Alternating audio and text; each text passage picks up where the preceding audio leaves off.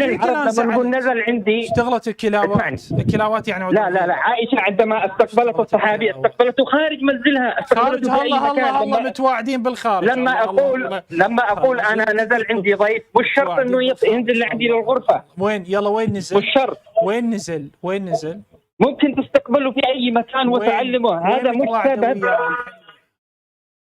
يا أخي لما تتكلم في عرض رسول الله الآن اقطع لغة عربية، كلمني باللغة البرازيلية. وين متواعدة وياه؟ وين نزل؟ جاوبني. مش متواعدة، شفت كيف كلامك؟ وين نزل؟ أين نزل؟ وين متواعدة معاه عشان ينزل؟ تعلم سنن النبي. وين؟ بيا مكان تعلم سنن النبي. نعم يا أخي شوف، لو مثلا والدتك لا تضرب مثال بينا، احنا ما لا تضرب مثال بينا. جيد؟ انت تتكلم على عرضك وعلى عائشة لأن هذا دينك. وين متواعدة وياه تعلم سنن النبي؟ متواعدة في غرفة خارجية في أي مكان، في الصالة في أي مكان، مش حجة يا أخي. لما أنت لما تقابل واحد صلي على رسول الله صلى الله عليه وسلم. أنت لما تقابل امرأة كبيرة لا وين هذه الغرفة اللي كان يصير بها التواعد؟ وين هذا الغرفة؟ وين يا أخي؟ أينما كان. ليش انت تفكيرك كذا؟ الصحابي اللي راح لهناك. طيب اخوان الشيعة طلعوا من الرجاء كيف تضحكون طلعوا؟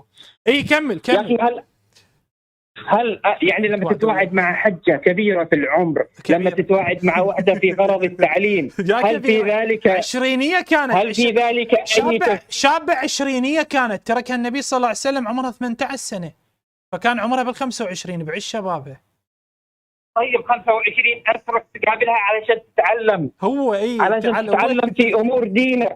هل في ذلك؟ فأنت تقبل، نرجع لسؤالنا، أنت تقبل أختك الكريمة تقابل شخص بمكان تعلم سنن النبي صلى الله عليه وسلم؟ يا أخي أنت قارن عائشة بأي امرأة الآن؟ لا تقتدي بها. مو احنا قلنا هي عائشة من السلف الصالح، واختك الكريمة تفتح صحيح مسلم وتريد تقتدي بالسلف الصالح تبكي، فتقبل انه هي تتواعد واحد بغرفة وتعلم سنن النبي صلى الله عليه وسلم؟ يا اخي هي زوجة رسول الله، هي حالة خاصة.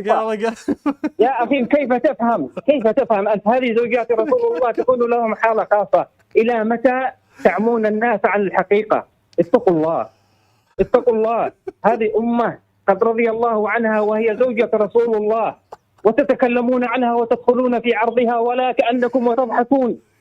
ليش يعني؟ ايش تستفيدوا؟ انا ابغى افهم ايش تستفيدوا من هذا كله. واحدة فضلها الله سبحانه وتعالى واختارها لرسول الله، وتجي انت تتكلم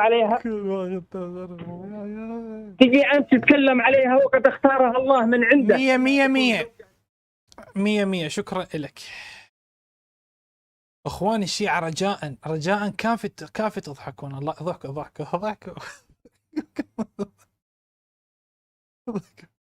يقول ما اخذت يا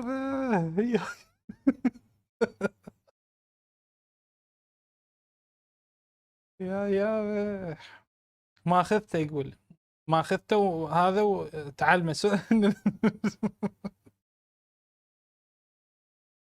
انا عرفتها تدخل للبيت.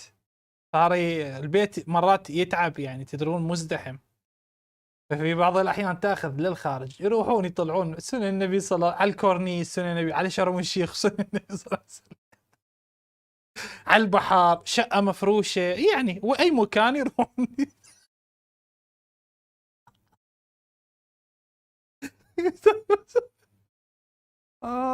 يا طيب والله العظيم مع احتراماتي والله العظيم بقية سنن النبي صلى الله عليه وسلم ضيم مو دين.